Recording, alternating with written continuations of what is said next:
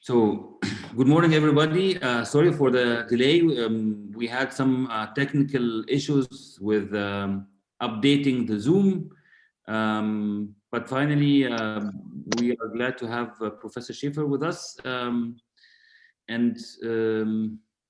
Yeah, so I would like to maybe give a very short introduction about the project. It's a cooperation project funded through the DAAD, the German Academic Exchange Service, the program for the cooperation with Egypt. So we have the partnership between our department, Urban Development Department, Campus Uguna, Technical University Berlin, together with 3 Egyptian universities, Tanta University, Kafr Sheikh University, and Mansoura University. So the 3 Delta, 3 from the Delta universities actually.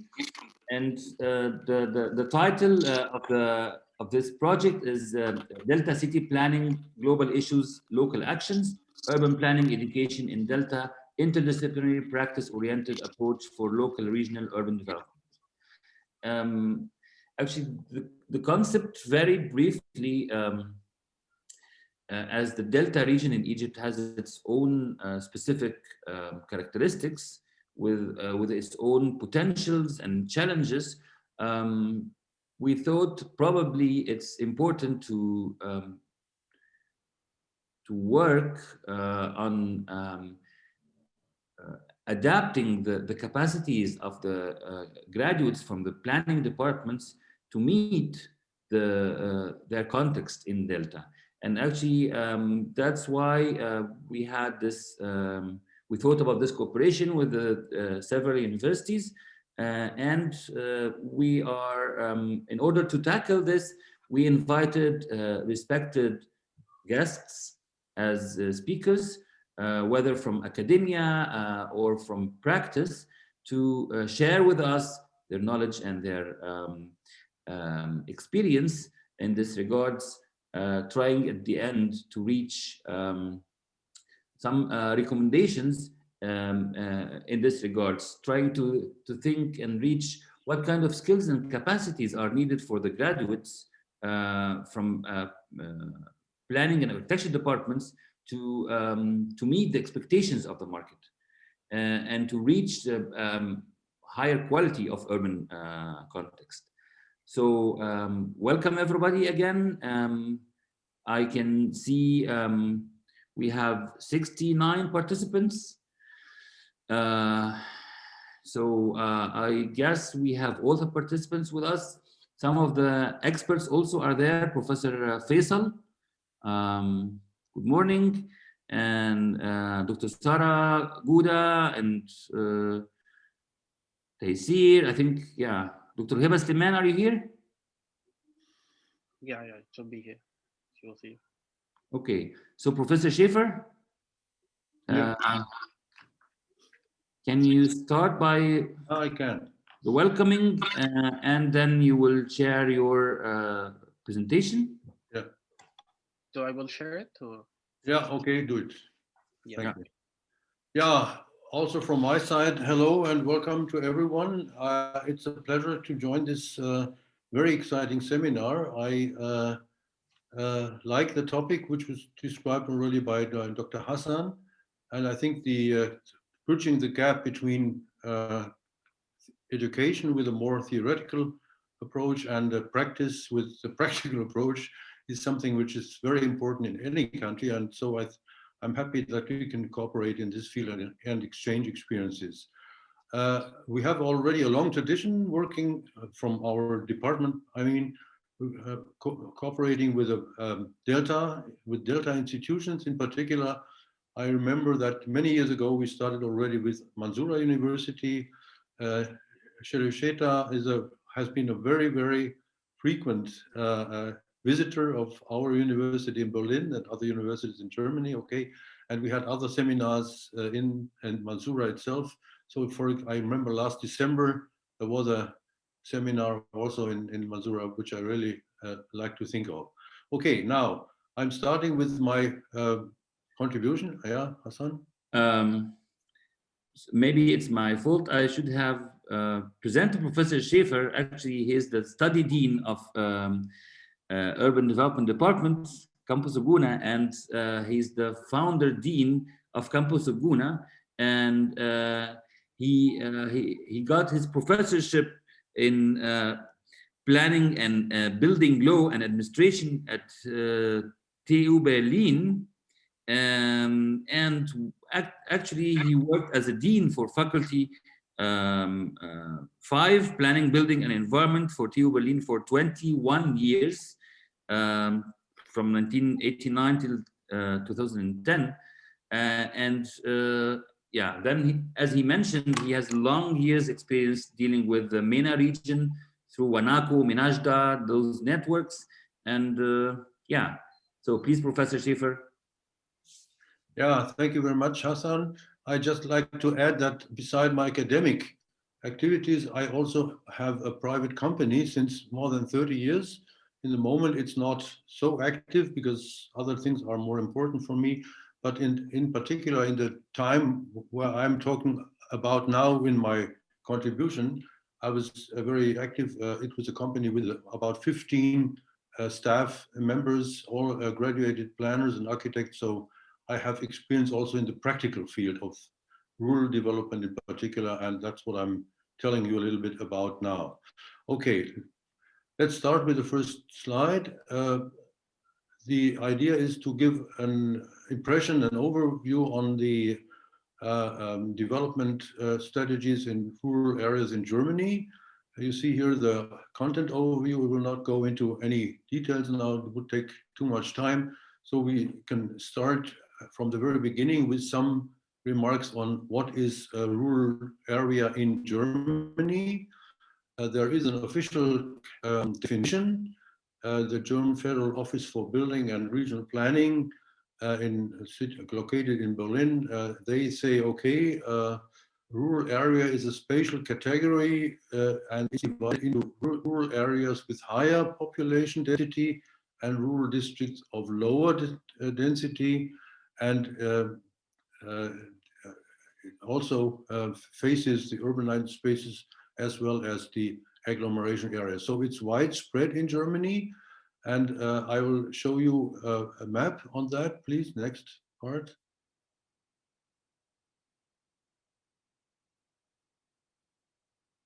Next one, please, Mohammed. This one, yeah. You see here, no, back, one back, please. No, back. Just one back, please. Yeah, you see here a map of Germany, and all the green areas are, according to one classification, they are rural areas. The brown or orange areas are agglomerations or more or less urban areas. Okay, as you see, it's not what many people maybe think. Germany is a country with mainly big cities. No, this is not the case. From the territory, the major part of Germany is rural area. Next picture, please.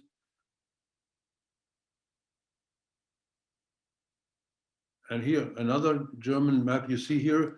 These are all the counties of Germany, all over the 16 federal states. And you see there is an official categorization typology of rural counties. You see the dark red ones, they are that what you think of when you talk about rural areas. Mostly they are the structurally weak type 5, if you can show it. The structurally weak rural counties, they are mostly in the eastern part of Germany. Can you, Mohammed, can you show us type 5 just with a, I can do it from here, type 5. No, the same picture.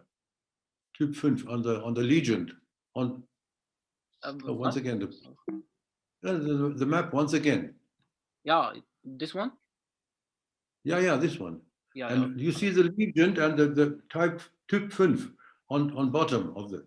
Yeah, these are structurally weak, so-called structurally weak rural areas. You see them in East Germany. And then we have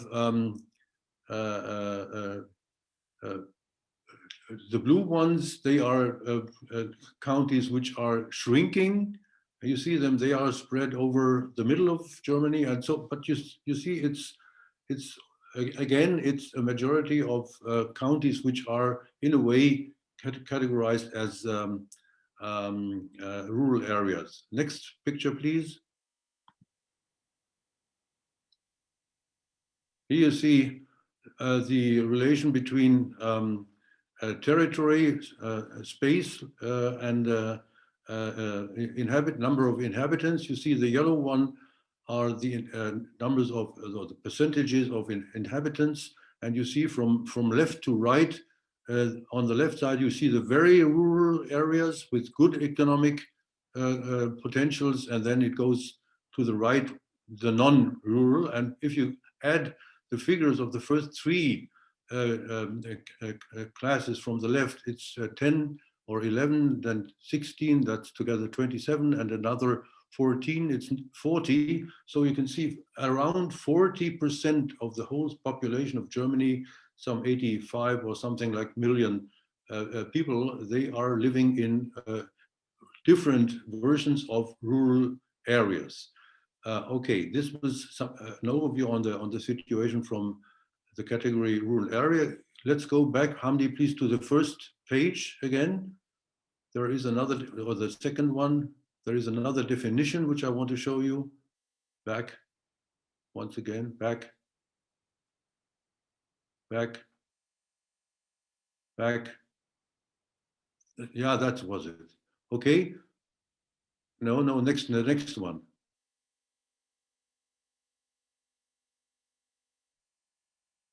The second definition concerns this one. This one concerns the topic village. What is a village? There's also a more or less official terminology in that it's a manageable group of a group settlement. That means it must be a little bit more than 10 to 20 buildings. With a little division of labor. Mostly it's characterized by, in the origin, as an agricultural settlement, but of course it has changed over the time. There are many villages in Germany. We have no exact figure, but we can guess that it's about 35,000 such villages. And the number of rural authorities, rural municipalities, so to say, on the village level is much lower because of territorial reforms in the 70s and then up to the 90s. Many of the villages have lost their autonomy, and they are now part of larger regional authorities, or they have been merged into rural communities or incorporated into neighboring cities. So we have around 3,000 small entities, administrative units in the rural area, between 100 or less than 100 and 1,000 inhabitants. But again, there are 35,000 settlements which can be called as or named villages. Okay, now we go ahead some pages further. Go. Please go. Next one, next one, next one, next one. Okay.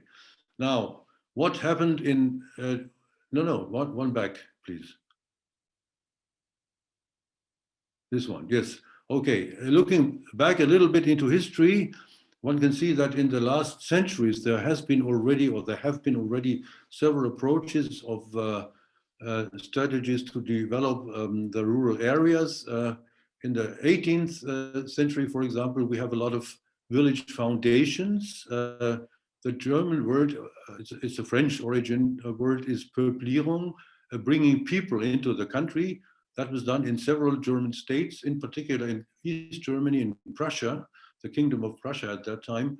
they invited people from other countries like France or Austria and so, and many came. So a lot of people then went into the rural areas and they founded villages, and they got a lot of funding from the Prussian state. So because Prussia was, it was not shrinking, but it was a poorly populated area at that time, and so they tried to do it. Another issue was reclamation of cultivated land, melioration, drainage, dike building, and there were many regions were developed at that time, also in the 18th and 19th century. Then we have a field of land consolidation. That's a kind of reallocation of land, because the farm land structures were very split and very small scale. So they tried to bring land together so that the intention was that the agricultural activities could be done much more economically. Then in the 20s of the last century, 1920, and so we had something that was called the inner or internal colonization. In some of the German states, there was farmland from big farms was divided into smaller parts because the big farms did not survive economically, and so many people from former West Germany went to East Germany and they got land there in the 20s. Then we had, after the Second World War, two very strong activities in the eastern part of Germany, in the former GDR. Directly after the war, there was a wave of expropriations and land reform in the Soviet occupation zone, which was later than the GDR, the East German state. All the nobility farms were expropriated, the big farms, and the land was divided for new settlers and dwellers, and in very small portions. And in the 50s, then, when the East German state had established and was strong enough to do that, they collectivized the agricultural land in the whole of the GDR. So this was a very special way of expropriation. It was not really an expropriation, but only on paper, the old farmers still were owners, but they had to bring all their equipment into a collective entity, and they were no longer owners. And in West Germany, there was a big investment in agricultural road constructions and resettlements. Many villages were too small to host the farms, which got bigger and bigger. So the farms had to go out into the landscape, so to say, in the outskirts. And this was also a kind of rationalization from the economic point of view. Okay, next picture, please. Now, in the time from 49, foundation of the West German state and East German states till 1987, we have already something like a consistent strategy for the rural areas. It's all in the responsibility of the Federal Ministry for Agriculture and the state ministries for agriculture. All the so-called space states, the big ones, they had an own ministry for agriculture. They have it still today. These ministries, they had programs to support the agricultural production by getting rationalization, mechanization, and things like that, improvement of farm buildings, and in a very small scale, also something like village renewal programs. But the main accent of all this strategy for the rural areas was just improving, supporting agriculture, and the rural area, which also contains small towns and many other economic branches, was not really in the focus of this agricultural policy in the first decades of the Federal Republic. There were also other ministries involved, in particular in the field of social welfare. The farmers traditionally did not have any social insurance. So in the 60s and 70s, this was established newly, and it was just done by, they just got the money. Yeah, they got the money. Every farmer or farm widow, they were now entitled to get also social insurance, and for their time out of job when they were older, they got the money, although they did not pay any fees before over their working time.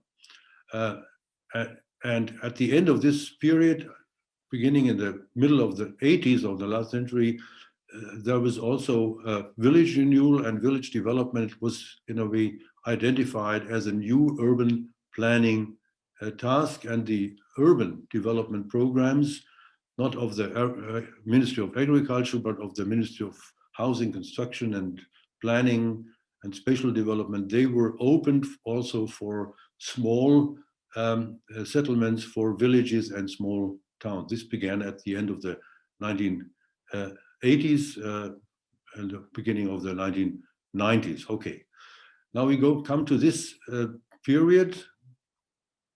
Next, please.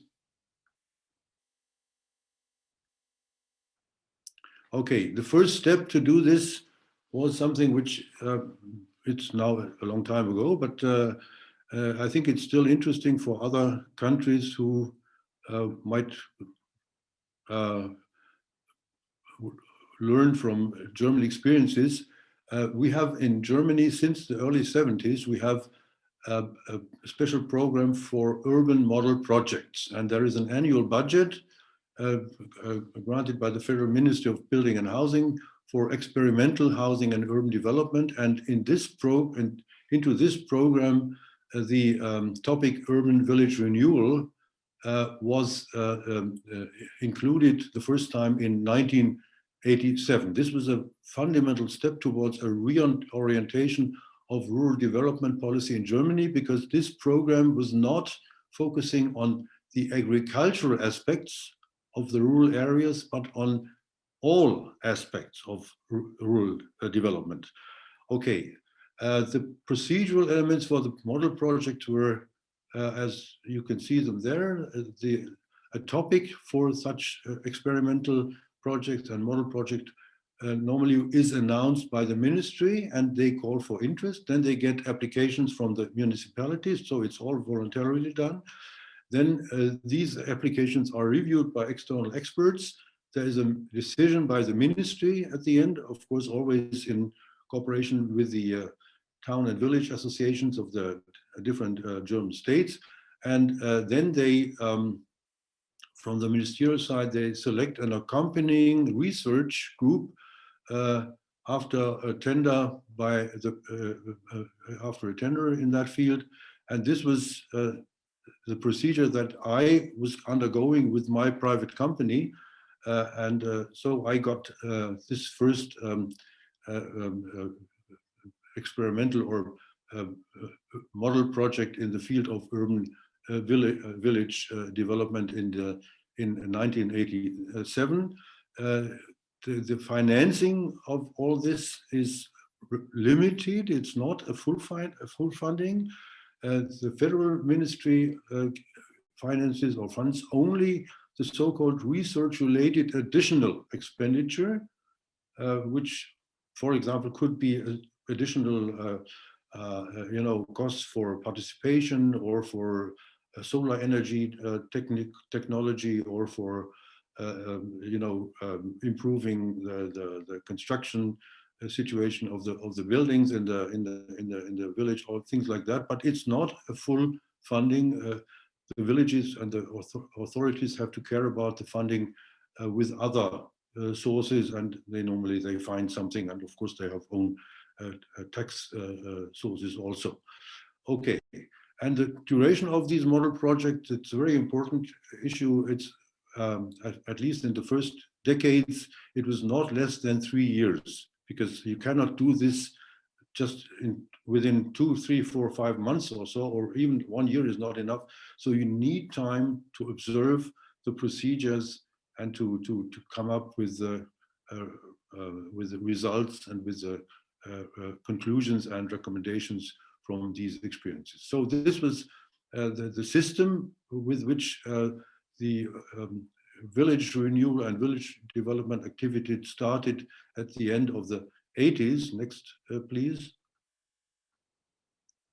Now, very important, and this could also be something which could be interesting for Egypt. At least I tried some time already to in a way to wake interest for that.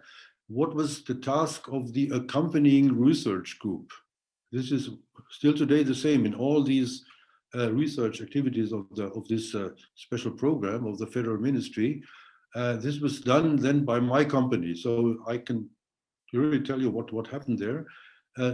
We had to develop, and first step, a concrete project program together with the different communities that we were working with in this experimental program. Then we had to observe the whole project of implementing this project program over the time, at least over these 3 years. Participant observation from the methodological part is something special. You have to keep neutral, at least you have to try to keep neutral. But on the other hand, this is the third issue here. We also were partly concerned.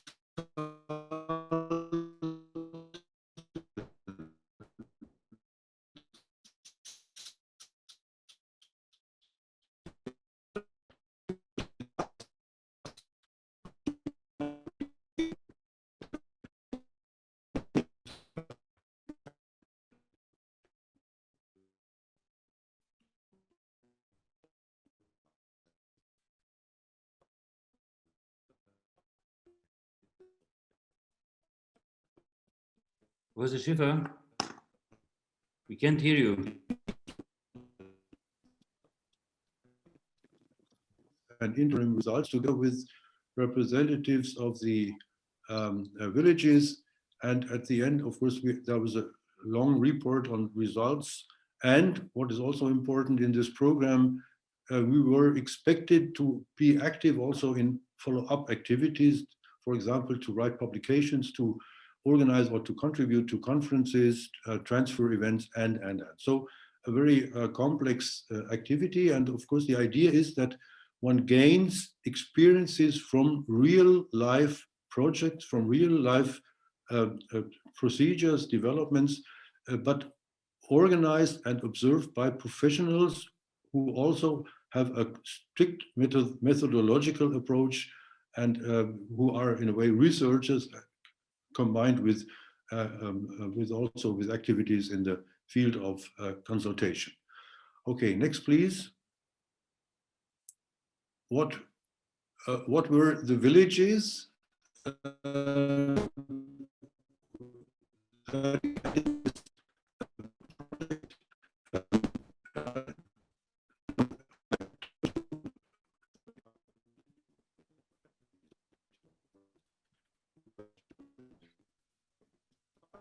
Professor Schäfer?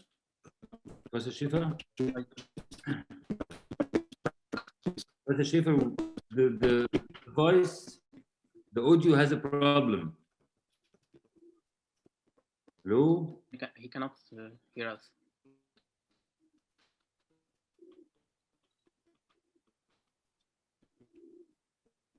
Professor Schäfer?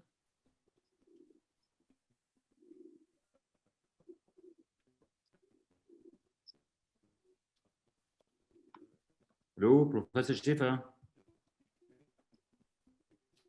We cannot hear you.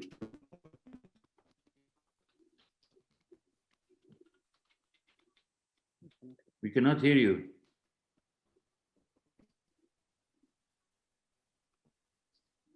Maybe the microphone?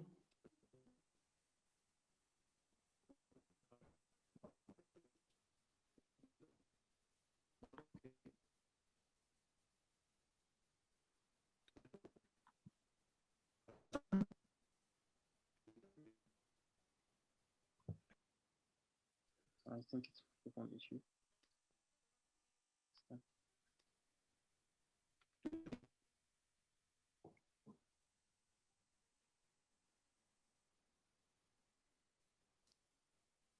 Hello? Can you hear us?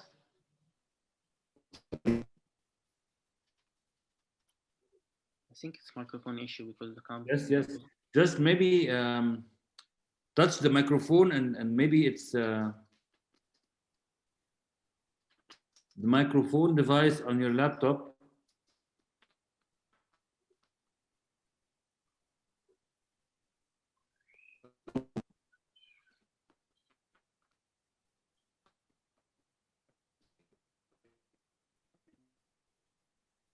So maybe you stop the video. Maybe it's a connection, but I don't think it's a connection problem. No, it's not a connection. It is something with the mic itself. With the device itself. The microphone and the laptop, just move it. Okay, maybe you join the game. Yeah, it's not from the software itself. Mr. cannot hear. Yeah, the voice is on. Try to speak again, Professor Schäfer.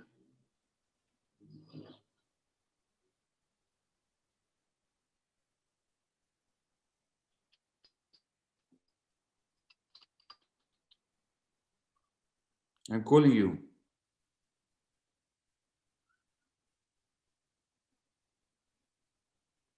Hello? I think it's a problem.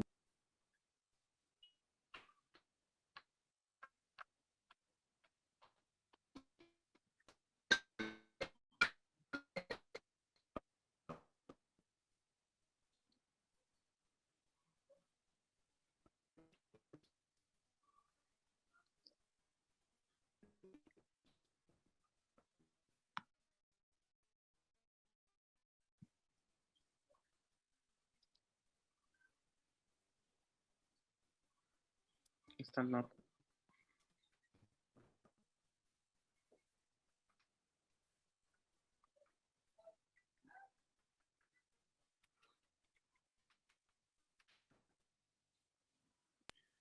Sorry, everybody. He had to leave the Zoom and come back again, reconnect, and let's see if this issue would be solved.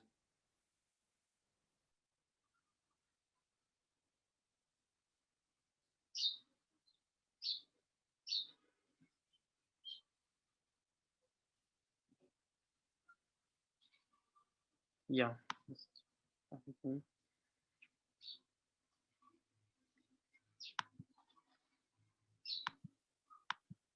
Okay, Professor Schäfer, are you back?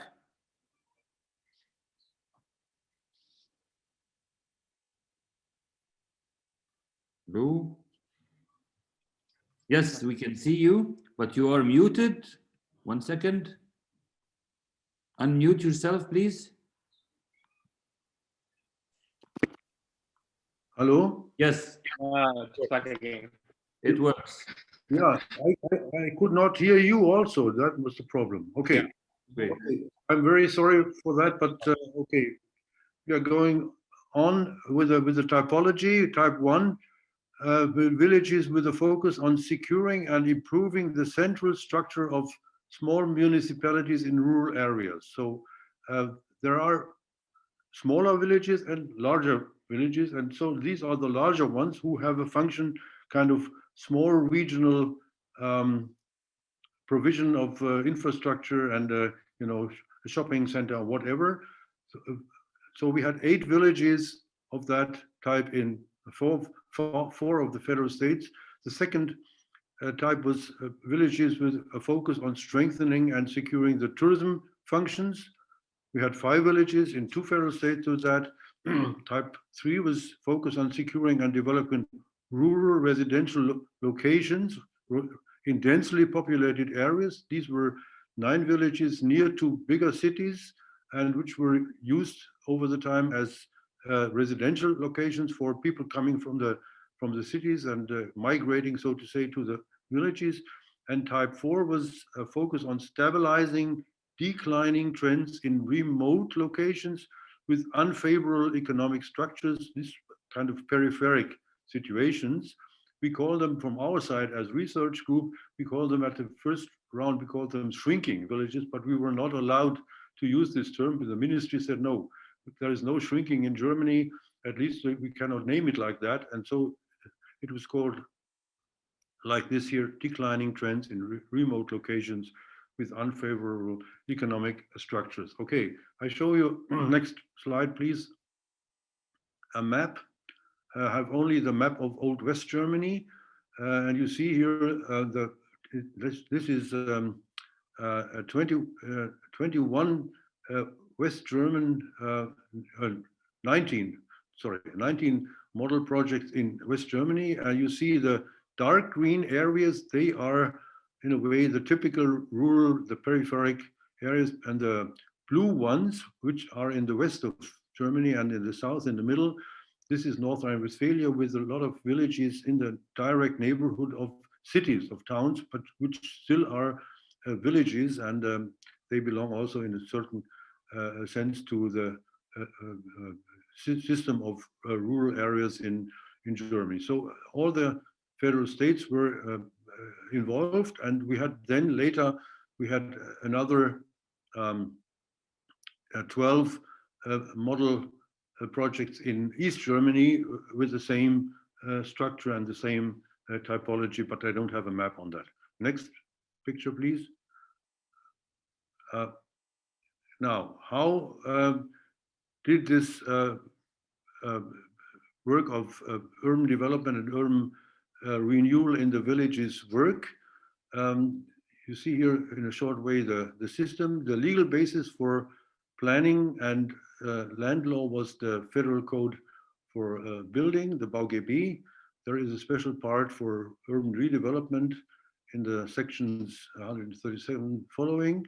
The funding for all the activities mainly came from a program which is a joint program, joint between the federal level and the state level in Germany for urban development. This program exists since 1970. It's still valid. It's one of the best proved programs in Germany, and the villages got the funding at least for 2 years, and it could be prolonged.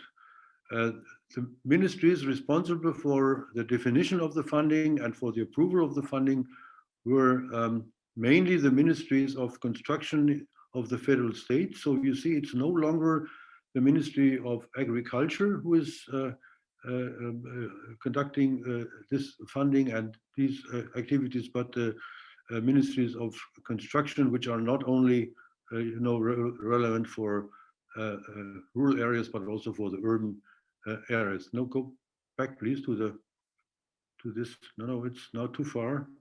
Back. No, you go forward. Back. No, now we are at the end already. No, that's too early.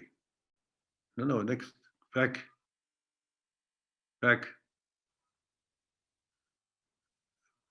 Stop here. Okay.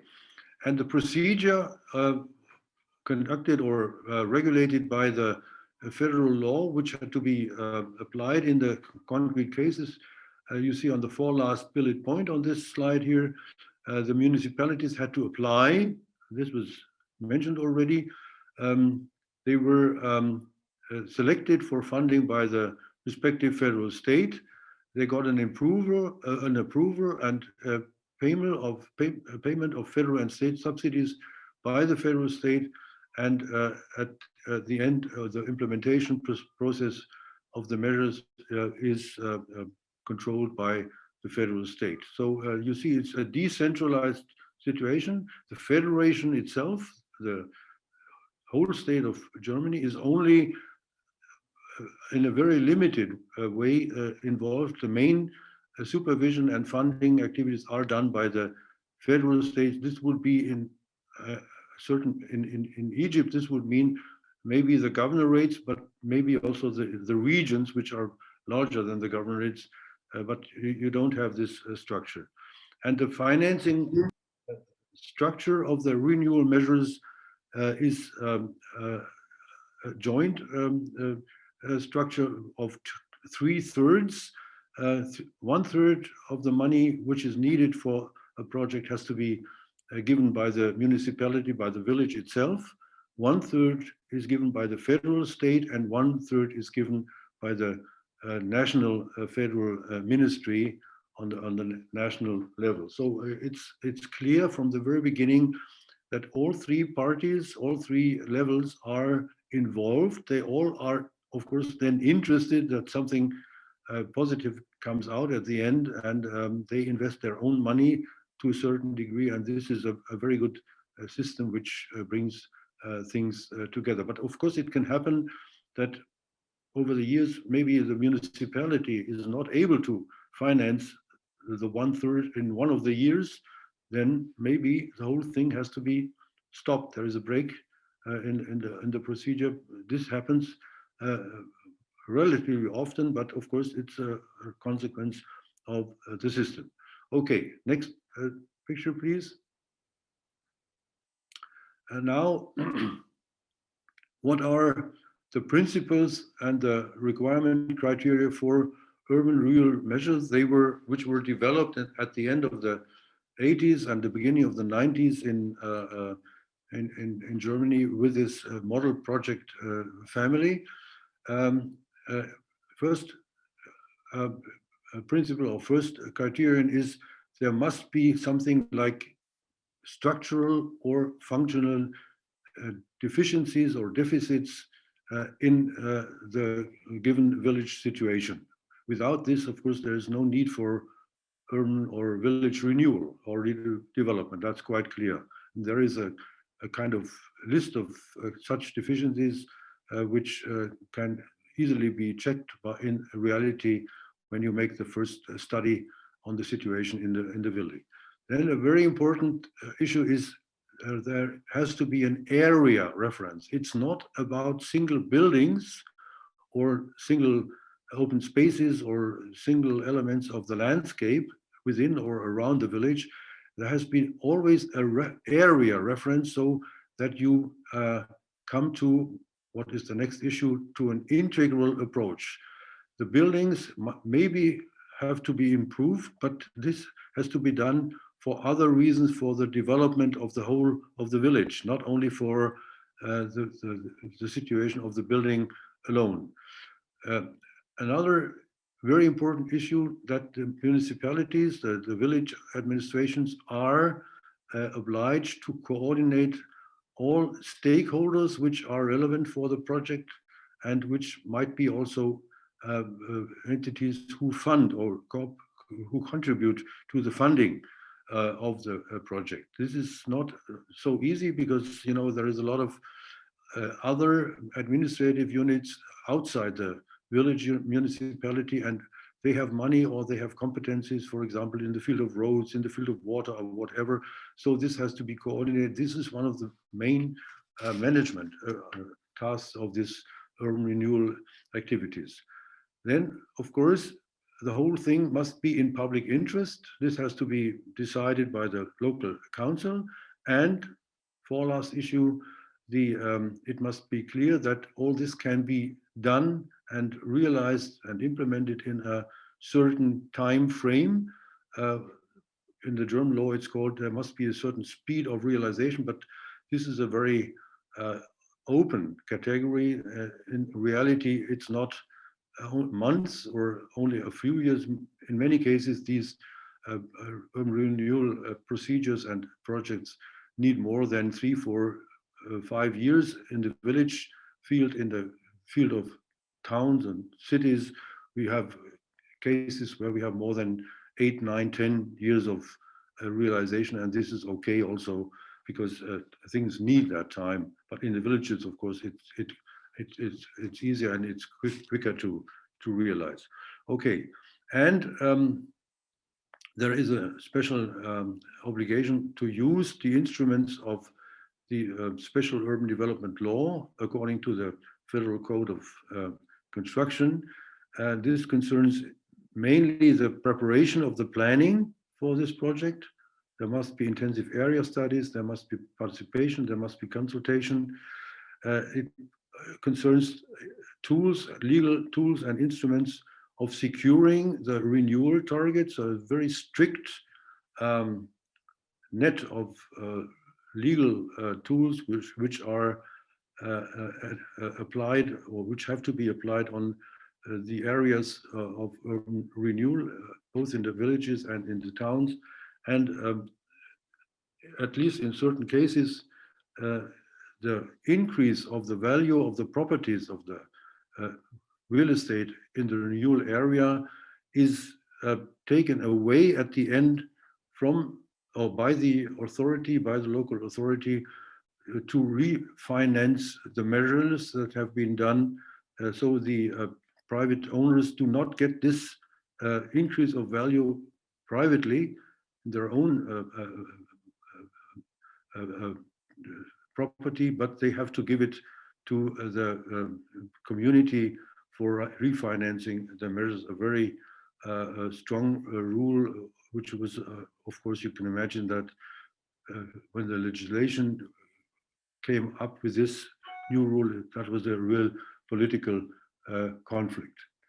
Okay, next picture, please. Some words about participation, which is a very strong element in all these cases. It, as I write it here, it has become an essential mandatory element of all village renewal and development projects on the local and also on the regional level, which I will come to later. In some of the federal states like Bavaria and Hesse, the responsible ministries asked for very special things. They asked for a preparatory phase of public discussion in the village, in the community of the village, before any funding was granted. So Bavaria, for example, the ministries there, they asked the village administration to come up with a report on this public discussion. And they looked at that and then they say, okay, now we see you really want to do something. You have a strong participation, and we can be sure that the population, the citizens of this village, they will work also with this project, so we can give you the money for funding the realization of the project. In Hesse, they asked the villages if they wanted to get money for village renewal to hire a kind of coach for 1 year at the beginning, and this coach had the job to organize, in a way to ask the community, what are you really wanting to do? Can you afford it? What do you like? And so a longer procedure also for 1 year. At the end, again, a report for the ministry, and then a decision could be done about the funding of and the approval of the project for the funding program. Now, there is a wide spectrum of formats for public participation in the rural area and the villages. I have listed up here the main types, which we also, from my private research company or consultant company, worked on or worked with. A very often used format is that at the beginning of the urban renewal process, working groups of citizens are installed, and they have to work on various topics of the village urban renewal, for example, tourism or landscape or heritage questions or village economy or other things.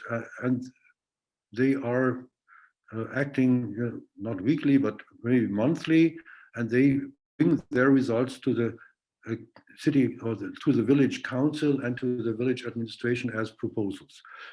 Then we have a very often used format, regular public meetings with administration and planners, where administration planners exchange state of work and give hints for the next steps of project work.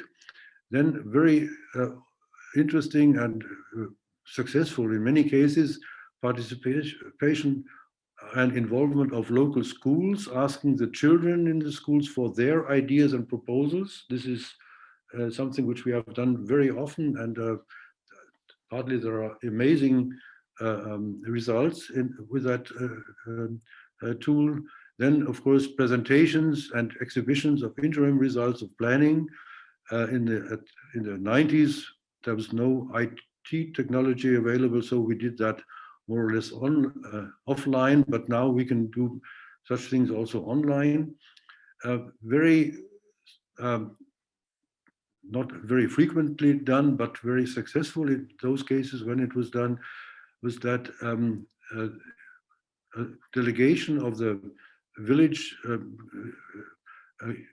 made an excursion to other villages to visit good practices. You know, the best argument to convince someone also in the field of urban village renewal is to show good practices and let them talk with those people who have implemented these good practices. So we did this just by organizing bus tours.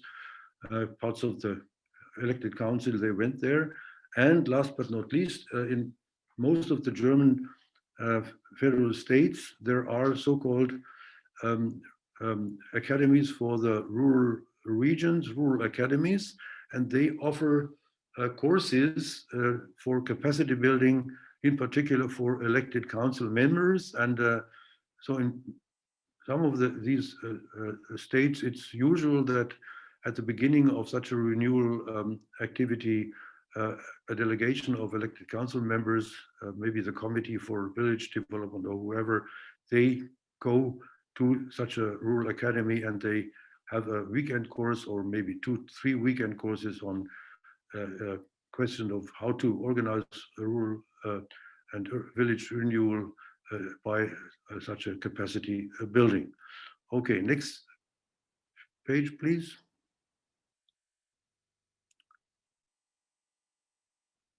Okay, now this was the field of local village related urban rural renewal activities. Now we come to the second level, which I want to show you, the interlocal activities. You know, villages normally are small entities, so it makes sense to look beyond as we say, beyond the board of the desk and to look what are neighbors doing. Can we cooperate?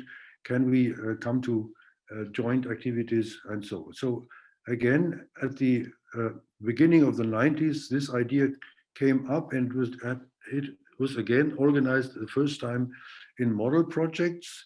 So there was different branches.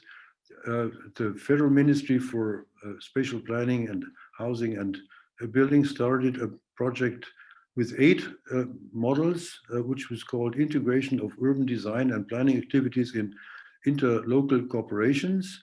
I'll show a little bit more about this. Then we had another model project funded by the Federal Ministry about city networks, where not villages were cooperating, but as far as it was rural areas, small towns in the rural regions, city networks, and there was one in particular, one of these city networks, which was, no, two were in rural areas, Prignitz and something about near Potsdam, near Berlin. And at the same time, the European Union, they started with a program, integrated rural development, within a large EU fund for regional development in the European Union states. And at the end, all the experiences of these approaches were summed up and included in the tools and the legal tools in the category of spatial planning instruments under the Federal Spatial Planning Act on the national level of Germany. Okay, next please.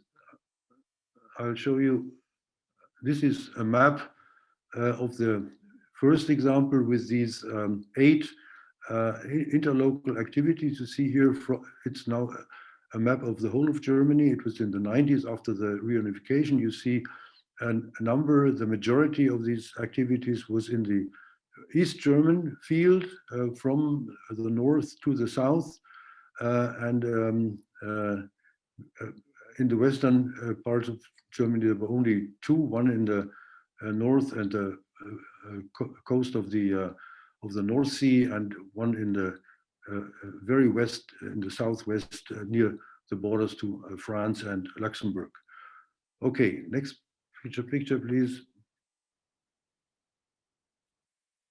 This were the logos, the brands of these 8 activities. So you see, they understood themselves as really as entities. They did marketing activities. They did common planning. They exchange experiences. They applied for funds jointly. Okay, next one, please. This is now the map of the city nets, and in the northeast. Hamdi, maybe you can show it with your. You see in the eastern part of Germany on top. No, north. Go northeast. Yeah, that's this one. This is in the state of Brandenburg near Berlin.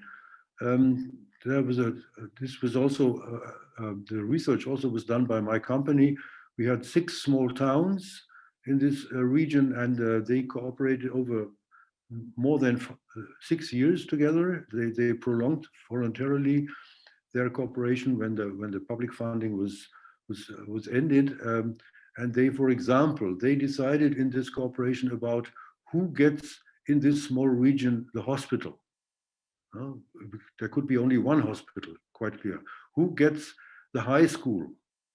Who gets an opera house in the small region? All these, investments could not be done in each of the small towns. The small towns, they had between 8,000 and 25,000 inhabitants, so really small towns. But together they could afford it, and so there were long and intensive discussions, but at the conflictuous discussions, of course, also. But at the end, there were clear decisions: who gets it. And with this message, they went to the capital of the state of Brandenburg, to Potsdam, to the ministry, and then they applied there for money. And in all these cases, they were successful, because the ministry said, okay, if you have come to a joint decision, then this is a very good way to solve the problem. And then we will give you the money that is needed for this investment, like hospital or whatever it was. Okay, next picture, please.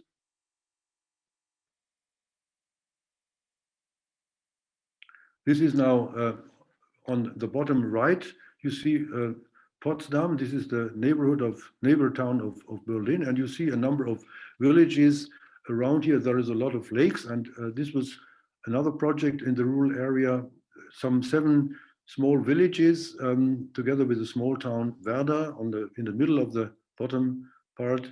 You see, and you see it's a fascinating landscape with these lakes. So the name and the title of this net was a community forum or village forum, lakes of the Havel region. Havel is the river which goes through these lakes, and in this field we had to organize a cooperation in the field of land use planning. Not everyone should have, residential areas. So the question was, who gets it? Who gets preference in that? But at the same time, there was also a very strong and interesting event in Potsdam, the Federal Garden Exhibition of Germany. This is a very, very strong event every, I think, 2 or 4 years. And there is a lot of investment done. And we could organize our villages and small town here in a way that we said, okay, this exhibition will take place in Potsdam, but it could also take place in the outskirts of Potsdam, in the villages, and we show them there the rural aspects of gardening, of green spaces. And by that, we got a lot of money. We developed a joint concept for the contributions to this exhibition, and we got a lot of money for improving, upgrading open spaces, heritage activities, repairing church roofs, new bicycle routes in the area. And it was really also not only a success in the field of funding, but at the end, when the exhibition took place in 2000, then there was a lot of visitors going into this area, so that also tourism was in a way promoted by these joint activities. They are still alive with this village net, and now they are focusing on landscape preservation and things like that. Okay, next, please. This is now an example of the EU activities. The EU asked the member states to promote so-called small regional activities. In a way, it's the same as the city nets before, or the interlocal, but now funded by EU. And you see here, this is the state of Baden-Württemberg, southwest of Germany. On the left, the border goes to France, and down to the south on the bottom, it's Switzerland. All the rest is Germany around us. And you see here a large part of the territory of this state of Baden-Württemberg has been covered by such regional or small regional activities. You see the borderlines very pale a little bit on the map here of the administrative borders of the counties and of the local authorities, and you see that they are in a way, they don't follow a kind of centralized structure. It's just a voluntary cooperation, and those who come together, they do it, and others not. So the structures and also the scales of these regions are very, very different. The main thing is there is a will, an intention to do something together in the field of urban development, and for that they get money, and for that they have to organize an internal decision-making structure which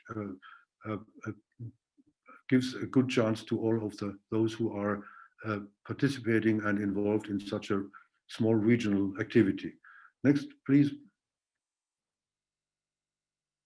Okay, now the last part is also a regional aspect. In Germany, we have, over the whole country, we have a system of spatial and regional planning.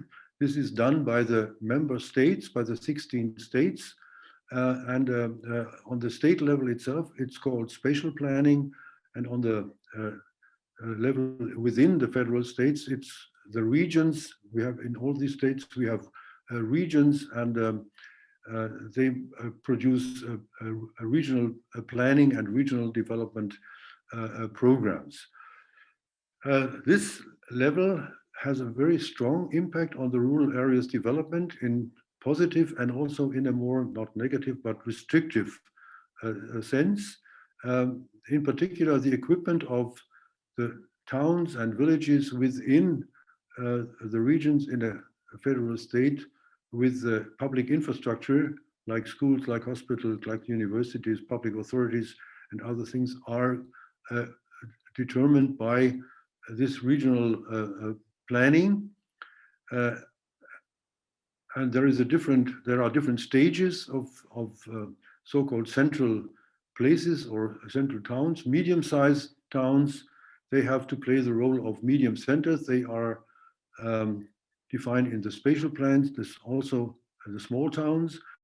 And then on the level, which is now relevant for us, rural areas, the central location on the lowest level, the small villages, they are defined by regional planning, and the regional plans are elaborated and approved by regional planning associations in which the local authorities and counties are members. So it's, again, a very strongly decentralized structure and a kind of democratic approach. It's not the state level who defines the regional planning, but the interlocal and communal level. They do it by sending their representatives into these planning associations and the decision making units in these associations. All other villages which have not such a categorization as centers, be it high centers, medium centers, or low centers, all the others, and that's the majority of the small villages and the village authorities, they are limited in their development, in particular in the question of extension of land use. Land use cannot extend it by planning of these villages.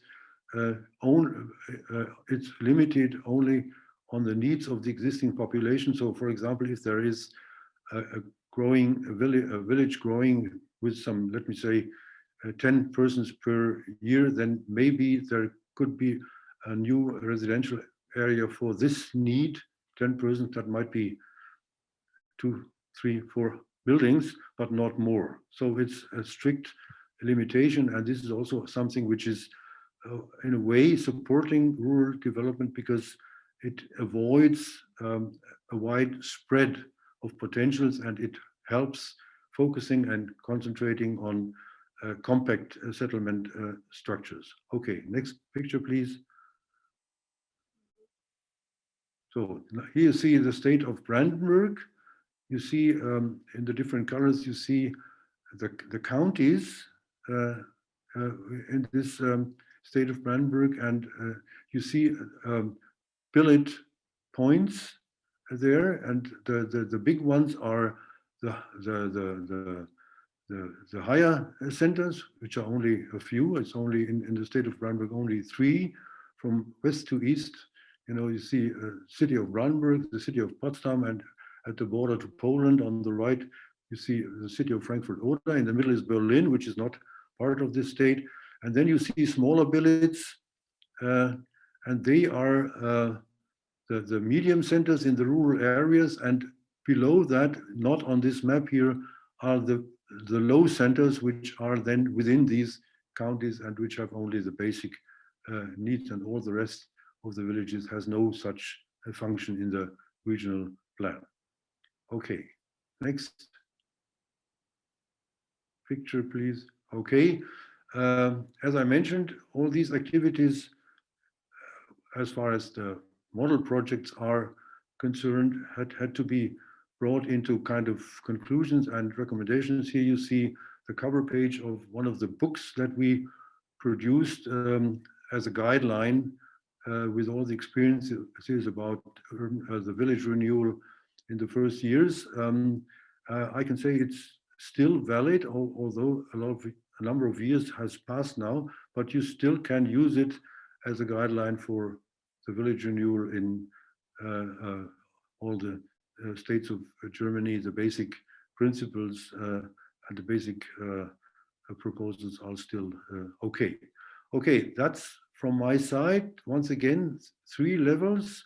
One level, the local level with the village itself, then the interlocal level where cooperation between villages is the point, and then the regional level where from the state level top-down plans are organized, which give the different towns and villages in rural areas their specific roles, combined with the funding for that, but also with restrictions for development in the case of the smallest entities.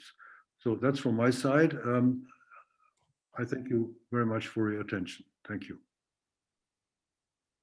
Thank you, Professor Schäfer, for sharing your knowledge and long years of experience with us, and sharing the German experience dealing with the rural development in the 90s, I think, late 80s, 90s. which actually fits or can be adapted somehow in many other countries which faces which has such rural context like villages. And yeah, so maybe we can collect some questions from the audience. If anyone has a question, please raise your hand. And you know how?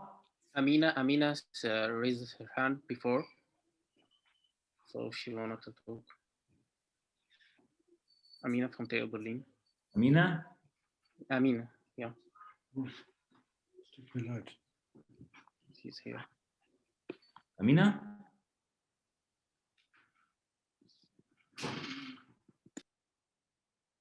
Amina is not there.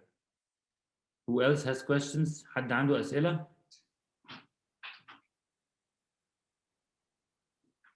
ممكن تسألوا السؤال بالعربي لو يعني مش عارفين تقولوا السؤال ازاي، ممكن تسألوا بالعربي واحنا نترجم، مفيش مشكلة. So I was just saying, if you have a question even in Arabic, you can ask it. The booth, you have a question. تفضل. Yeah, it's not a question, it's just a comment. I want to thank you, Professor Schäfer, for his interesting presentation. And my comment about the relating between the presentation to the local level in Egypt, because I think decentralization play a large role here in Egypt, as municipalities in urban areas, in rural areas in Egypt are gradually weakened up to the current situation. It doesn't have sufficient power, nor even some utilities, because most of power are center level or state level.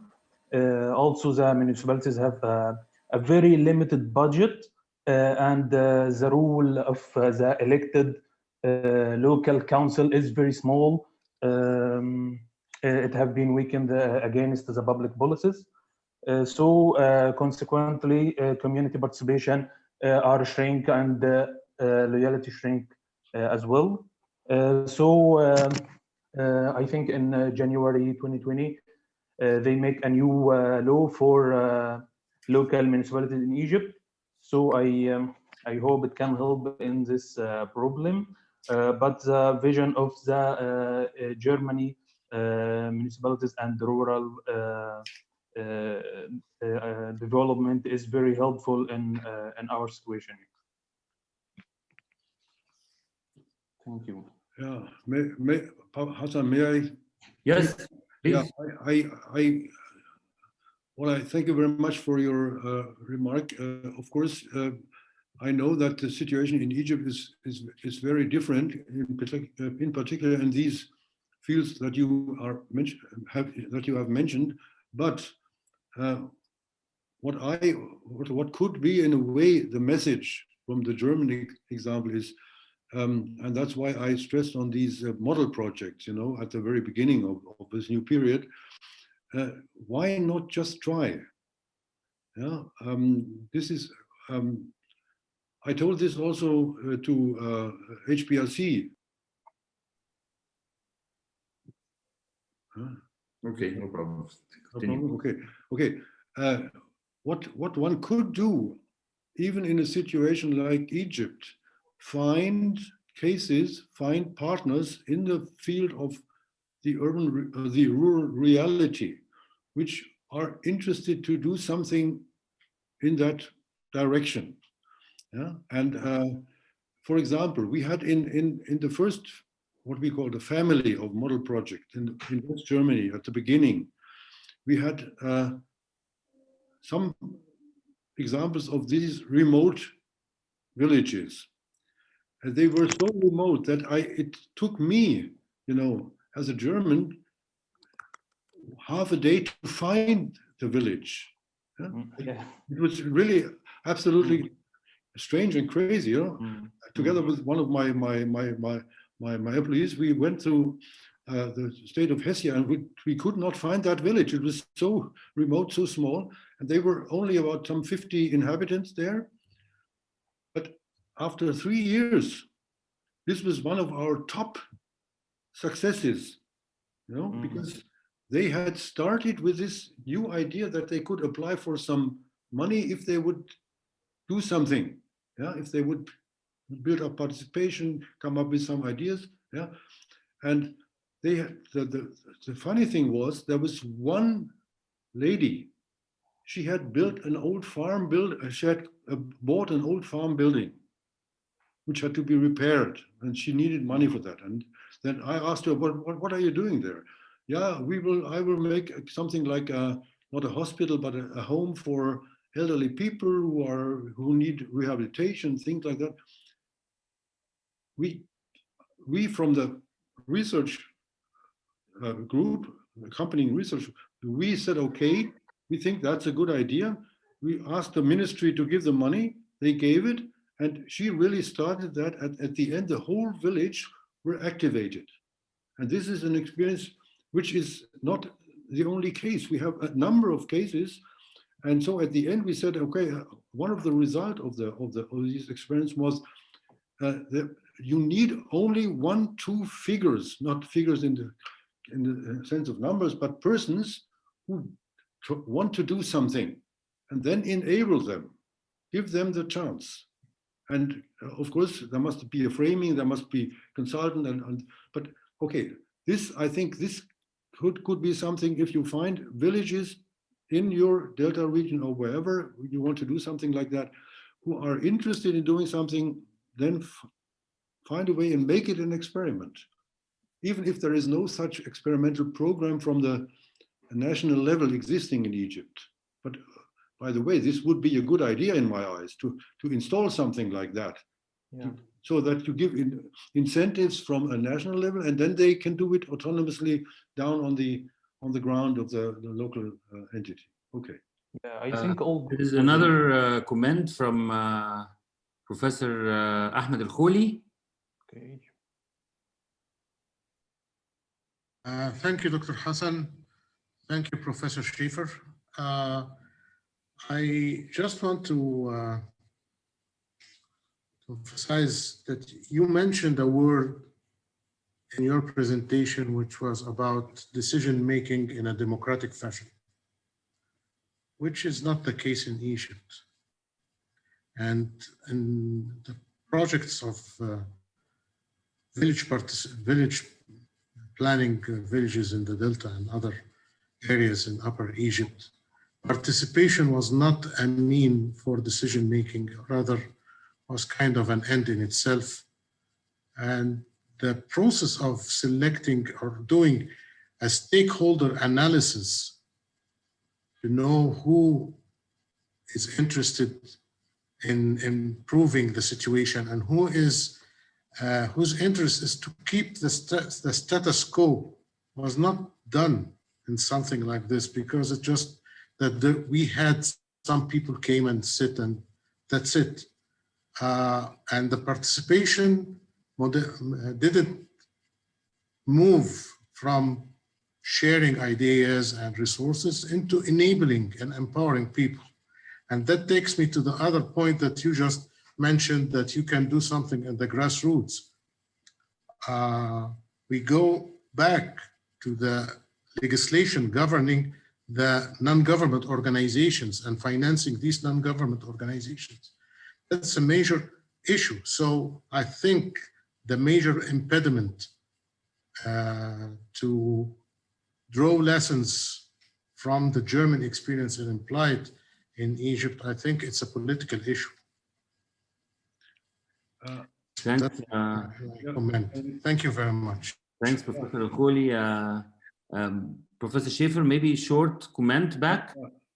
I absolutely agree, but you know what I showed you here now is looking back to a situation where we also in a way started. Of course, we started at the beginning of the 90s in a democratic situation, that's no doubt. On the other side, participation, if you take that, was not trained and used before. Mm. So I remember when I started my professional life in the 70s, the middle of the 70s, in the national legislation, the sections for public participation were the first time introduced. And this was a big, big battle in the national parliament. And all the associations of the cities and towns in Germany were against that, because they said this will destroy planning culture. People will only complain. There will be no positive, nothing. And today, I can tell you, there is an absolute consensus that we need.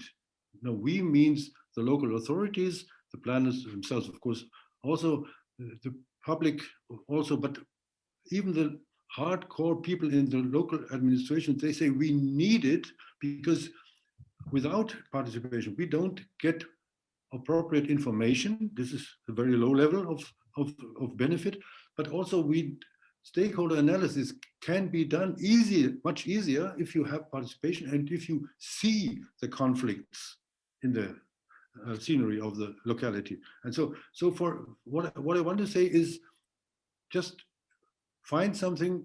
I can say that from outside, of course, it's not very solid in a way, but start with an experiment. And I tell you something, we had a project in Cairo, not rural area, somewhere in 6th of October.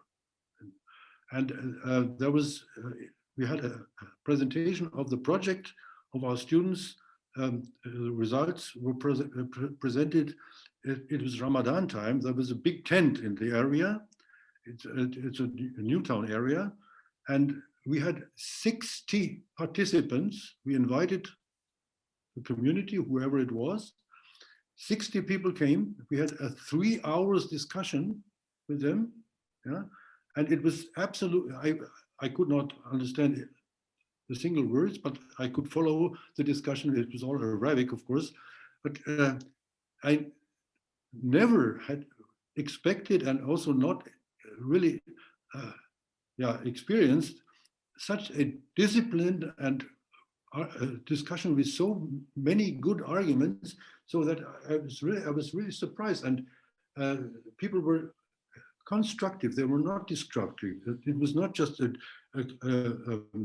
complaining thing. So I think if one starts, which is maybe difficult enough, then there will be a lot of positive experiences. And this is something, grassroots, you say, bottom up, step by step.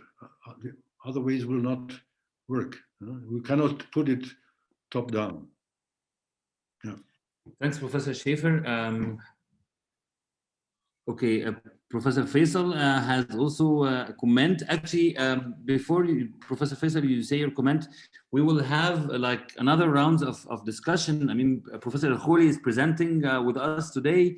Professor Faisal also is presenting, and we have also other experiences from Germany, Dr. Sarah Gouda, and from Egypt again, Meher. So the whole discussion will continue for the whole day today. Just, I mean, don't think that we will end the discussion now. We still have several rounds of discussion. Professor Faisal, please. Thank you, Dr. Hassan. Good morning, everybody. Thank you, Dr. Professor Schäfer. In fact, we enjoyed the presentation, which was clearly illustrated the hierarchical system made by Dr. Schäfer for dealing with regional, small and medium-sized towns and cities, and then the villages. What I need to hear from Dr. Schäfer is the problems or faced this hierarchical system, and especially between the eastern side of Germany and the western, with different backgrounds, and of course this impacts the behavior of population and the participation and the authorities there. Is there any challenges or any difficulties in applying this hierarchical system you mentioned and the criteria made for it, or everything is okay? Thank you, Dr. Schäfer. Yeah, Thank you for the question.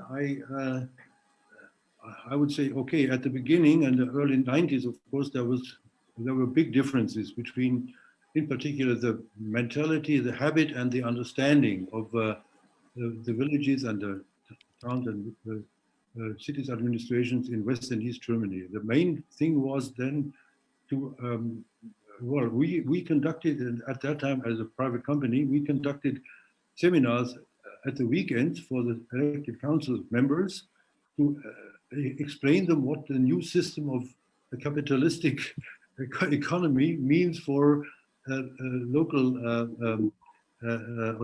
administration.